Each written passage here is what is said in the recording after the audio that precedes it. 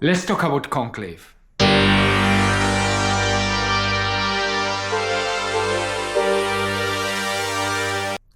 The buzz around the film has been undeniable. The film masterfully taps into the surroundings of one of the most ancient and secretive electoral process, the selection of a new pope. And what is happening right now in real time? Yup. The views of Conclave have skyrocketed in the last few days, so let's jump into it. 3 reasons to watch. 1. Timing.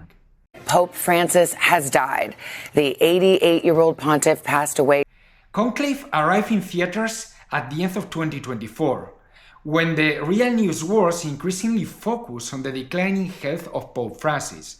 His subsequent hospitalization in April 2025 and his eventual death on 21st April gave the film an unexpected and powerful timeliness. Suddenly, a fictional story about the passing away of a pope, his succession, internal church politics, and the clash between conservative and progressive factions became intensively relevant.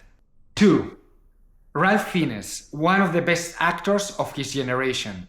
For some reason, he reminds me one of the characters of The Godfather. Smart, with his own unbreakable principles, in constant struggle, and without being the one who should not be named, still mesmerizing to watch. 3. The speed. This is not a religious film. This is a high-stakes political thriller happening in an unordinary place, the Vatican, full of conspiracies, hidden agendas, and secrets, no spoilers, concerning the main leading candidates. Now, some interesting facts about Conclave. The film is based on a bestseller. The film brings Robert Harris' 2016 novel of the same name to life. Harris is a master of the political thriller, often grounding his fiction into meticulous research and real-world settings. While the Pope in the book and Pope Francis have certain resemblances, for instance, living in Casa Santa Marta instead of the traditional apostolical palace, Harris explicitly states in the preface of the novel that he is not based on Pope Francis. However, the novel does reference Pope John Paul II and the historical resignation of Pope Benedict XVI, weaving its fictional narrative into the fabric of recent papal history. This careful blend allows the story to feel so plausible. Listen to what Robert Harris has to say about the novel. Hi, my name's Robert Harris. My new novel is called Conclave. It's set over 72 hours in the Sistine Chapel, and it's about 120 cardinals who gather to elect a new pope. It's full of intrigue and it's full of drama, twists and turns, and it's really, I suppose, the ultimate novel about power. One of these men at the end of this 72 hours will be the spiritual head of 1.25 billion Catholics. More interesting facts. That Sistine Chapel that you see in the movie was actually built at a studio. Gaining permission to film in the actual Vatican is virtually impossible for a film of these characteristics, so the filmmakers had to turn to Roma's legendary Cinecittà studio, a key place in the history of cinema where Ben-Hur, Cleopatra, Guns of New York were all filmed, in order to make it possible. Production designer Susie Davis was leading the charge of rebuilding the most iconic place in the Vatican, the Sistine Chapel. In an incredible stroke of luck, they discovered an old Sistine Chapel tucked away in storage at Cinecittà from a previous Pope-related film. With the help of local skilled artisans who had originally built it, they refurbished it, reassembled it, and put together this massive set in a striking 10 weeks. More facts. Those red robes, they are extra. That crimson color worn by the cardinals is visually striking. For the guys, this is crimson. But not quite what you will find today at the Vatican. Costume designer Lizzie Crisel found the current shade of red currently used in cardinal vestments somewhat drab or orangey. Seeking for a more visually arresting look for the film, she opted for a richer, more vibrant red, inspired by the vestments of the 17th century. This decision enhances the film aesthetic and contributes to its overall sumptuous visual style, even though it deviates from a strict contemporary accuracy. More facts. The music has a weird, cool, secret weapon. The score, composed by Volker Bertelmann, who also won an Oscar with All Quiet on the Western Front, deliberately avoids traditional sweeping orchestral sounds. Bertelmann felt that approach would be too predictable for a thriller. Instead, he employed a unique and lesser-known instrument called the cristal baschet that requires water, yes, water, to work. This crystallophone creates sounds when the player rubs wet fingers along a tuned crystal rod. The resulting sound is often unusual, usually described as jarring or stringing, perfectly aligned with the director's desire to have a score that keeps the audience on the edge. More facts. Isabella Rossellini, the silent scene stealer. Rossellini's portrayal of Sister Agnes, the nun managing the Casa Santa Marta residence for cardinals, is a masterclass in conveying power through presence. Her character has very few lines, a deliberate choice representing the traditional subservient role assigned to women within the Catholic Church. However, Rossellini drew inspiration from the strong, authoritative nuns that she knew from her own Catholic upbringing in Rome, as well as the determination of her own mother, Ingrid Bergman. And when her character finally does speak, her words carry immense weight. It was a very specific role, even if it, as you said, it was under 10 minutes. It was very written, and it was because you want. It's not so much the length of time that you're on stage, on screen, is how precisely you can create a character within these few minutes. That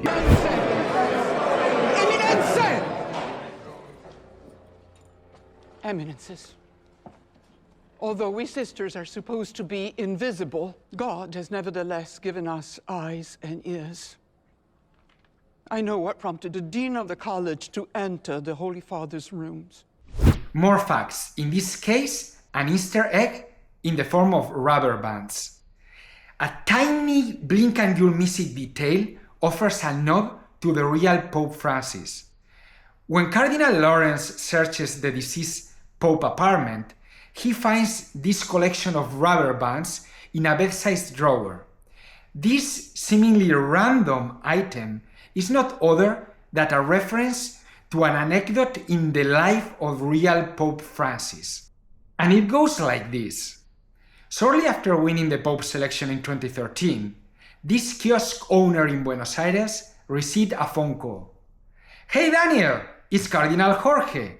Jorge Bergoglio was his pre-Pope name. And as the guy didn't believe it, he repeats, "Seriously, Daniel? It's Jorge. I'm calling from Rome." What was happening is that the new Pope wanted to cancel his newspaper subscription because he was not gonna be there anymore. And apparently, at the end of every month, the Pope will come to the kiosk and will return the rubber bands that were used to put all the newspaper together. The 30 of them, or 31, or 28, or whatever. Last fact.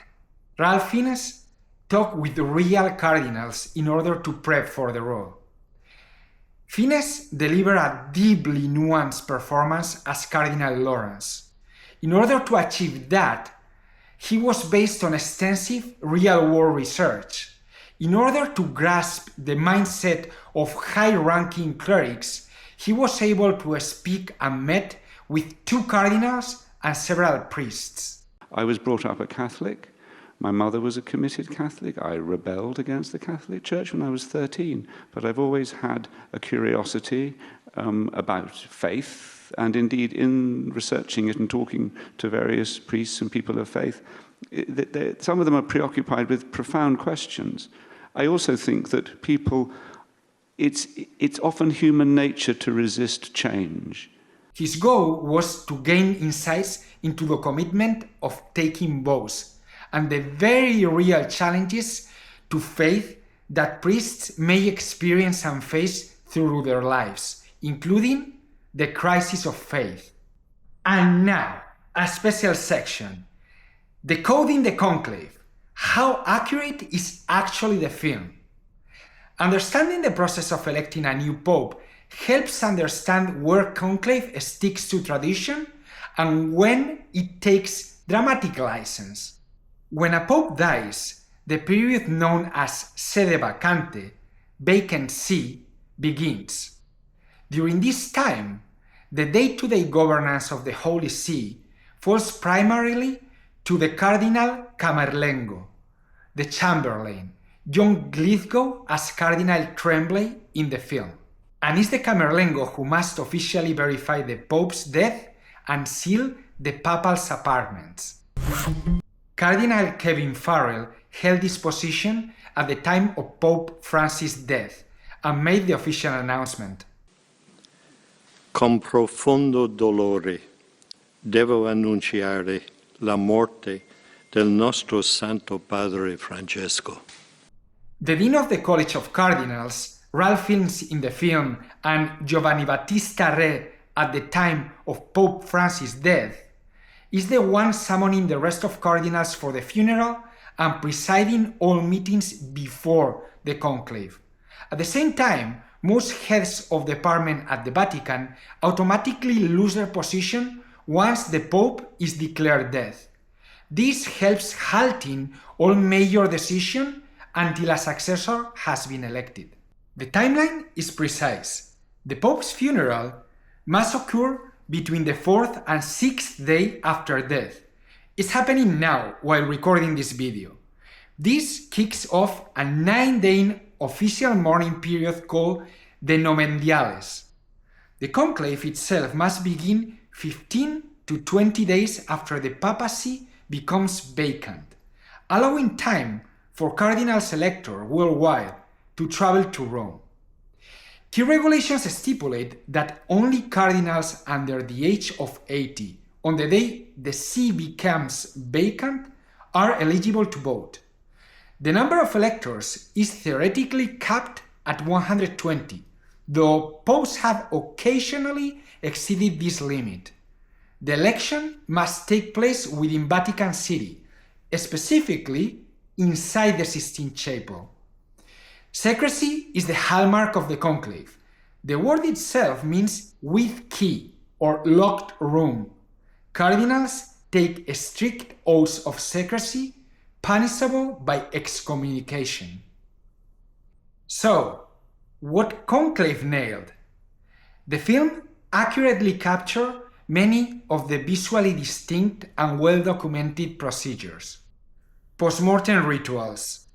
The film correctly shows the ceremonial destruction of the Pope's ring of the fisherman, the sealing of the papal apartment, as well as the declaration of the sede vacante. The Pope is dead. The throne is vacant. Sequestration. The cardinals are correctly shown housed together in Casa Santa Marta during the election process and locked within the Sistine Chapel during the voting process. Voting mechanisms. The film accurately portrays the use of secret paper ballots, the solemn procession of cardinals to cast their votes, the requirement for a 2/3 initial majority for election, as well as the iconic use of smoke signals, black for an inconclusive vote, white for a successful election, emanating from a stovepipe connected to the Sistine Chapel. Modern security. Reflecting adaptation to modern security techniques, the film accurately includes a scene of the chapel being swept for bugs, as well as cardinals surrendering electronic devices and the use of signal jammers, measures all implemented in real recent conclaves. The inclusion of these tangible, verifiable details significantly boosts the film's sense of realism. So, if all of that is accurate, where is Hollywood not being that accurate? At least in 4 different aspects.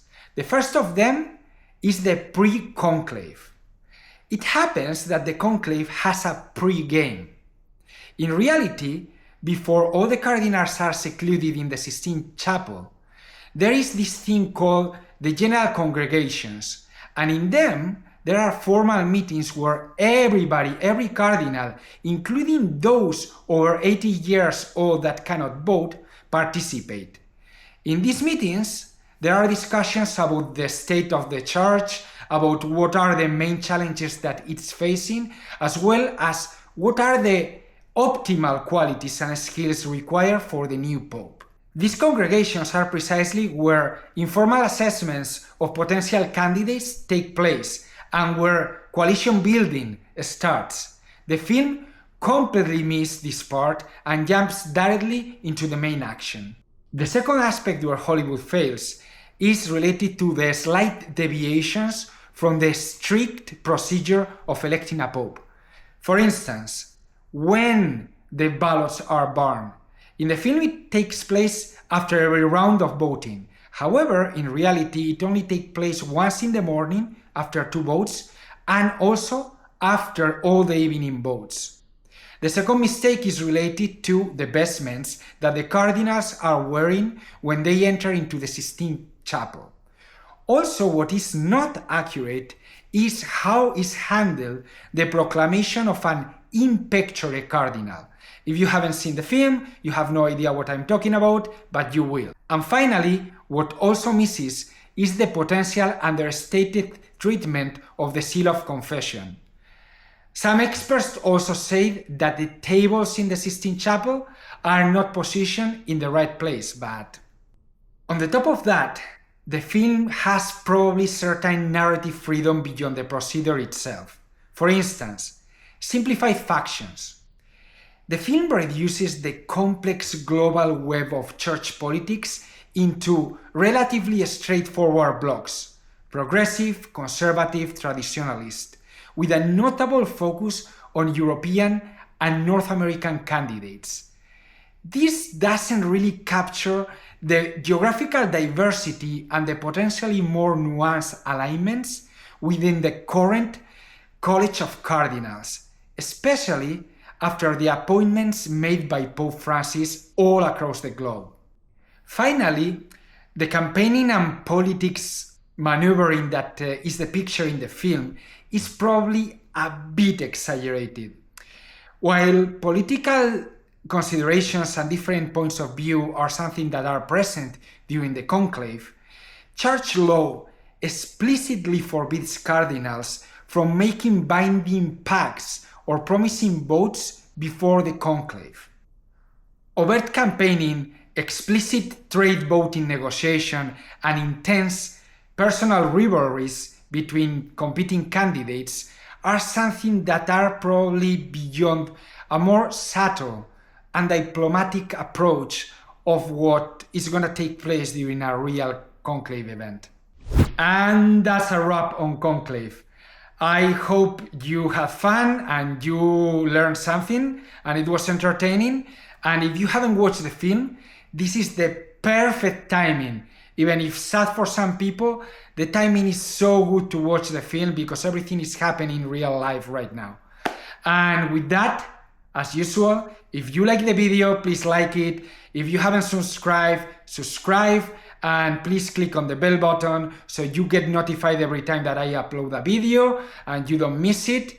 And with all of that, until the next time, happy watching!